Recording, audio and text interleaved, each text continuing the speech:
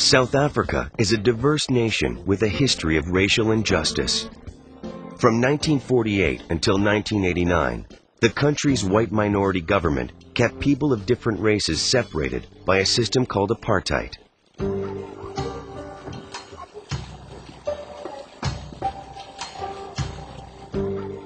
A young lawyer named Nelson Mandela and members of the African National Congress fought against apartheid and the South African government's oppression of black South Africans, largely through non-violent protest.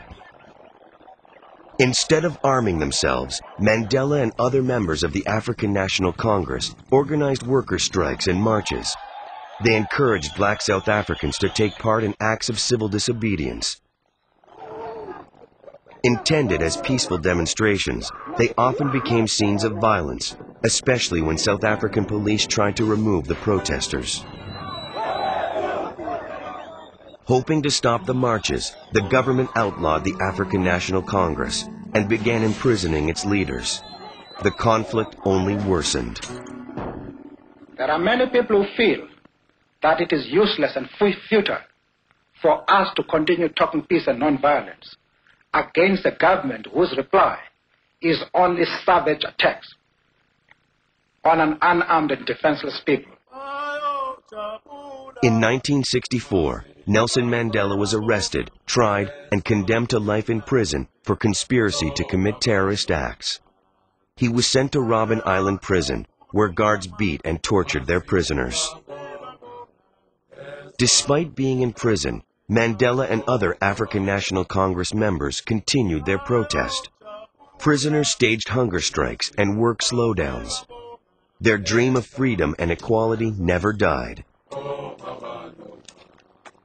While Mandela and other African National Congress leaders protested in prison, young people continued to protest on the streets. The government considered each demonstration, each rock they threw, each class they missed, a crime against the state. Thousands of people were killed in confrontations with the South African police and military. Their deaths brought world attention to the horrors of apartheid. But government forces did not commit all the killings. A political feud between the African National Congress and its rival, the Inkatha Freedom Party, resulted in more violence. The feud resulted in the deaths of some 15,000 people in the 1980s and 90s.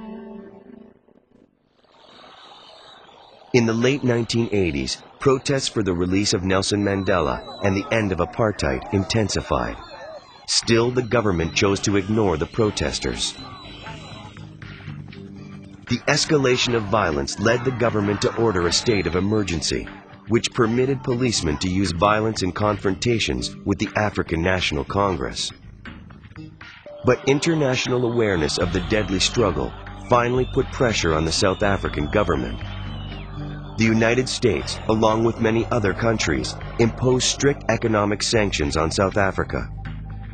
Foreign boycotts hurt the country's economy.